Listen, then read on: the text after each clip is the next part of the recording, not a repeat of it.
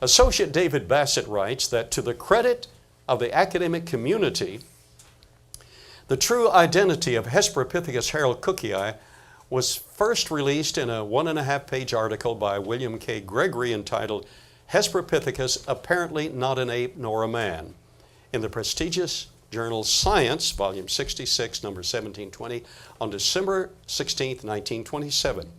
This was followed by editorials and headlines in major newspapers such as the London Times and the New York Times. The latter even put the news of a Nebraska man's demotion on the front page. Afterward, the British journal Nature printed on January 28, 1928, a 16-line paragraph on Hesperopithecus' downfall, albeit in the back pages. So there was released, but the damage had already been done, and stay tuned, I want to show you in the published journals. Now, what's the name of that guy? What's the technical name of the Nebraska man? Help me out. Now, you're a technician. What's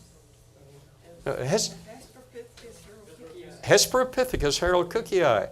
Okay, watch this.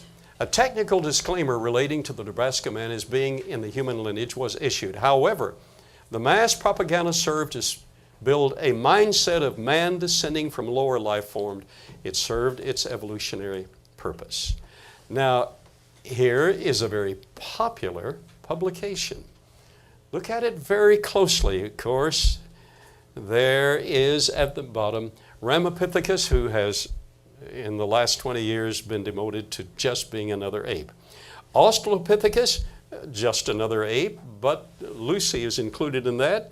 Homo habilis, that's just a catch-all for a bunch of fragments throwing human bones, ancient human bones, and lower primate bones all together. There is no skeleton involved. Sinoanthropus, and all they had was the report of some skulls in China. Nothing but a report. All the originals are gone. They were supposedly transferred to Germany. The originals are gone. There's no evidence. Yet, here they're publishing all of these in our descent. Pithecanthropus erectus was the Java man. Turned out to also be, the skull was the kneecap of an elephant. But that's officially, you need to come for every one of the lectures this year and get all the facts. Hesperopithecus, I've heard of him.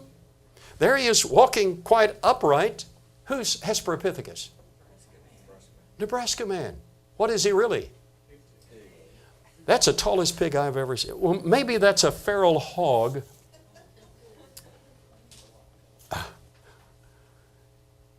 That's the funniest looking pig I've ever seen in my life. That's just an ape face on a human body, a little long on the arms. The guy was a pig. You know do you understand what I'm saying? We need the facts. But the facts are not being presented. There is an agenda to disturb the human mind, cloud our past, and discredit the Word of God. That's what Charlie Boy intended to do. He said, I feel like I've murdered God, and he was proud of it. He literally wrote that he had murdered God. So there's Hesperopithecus. Next to him, Doug, can you read that guy? The one who's between Hesperopithecus, the pig man, and the Neanderthal, smarter than we are. Who's the guy in between? Eanthropus. Anybody ever hear of Eanthropus?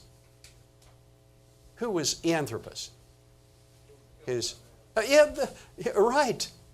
Piltdown, Eanthropus dawsoni, the Piltdown man, a total fraud, known since 1953, and yet this charade parade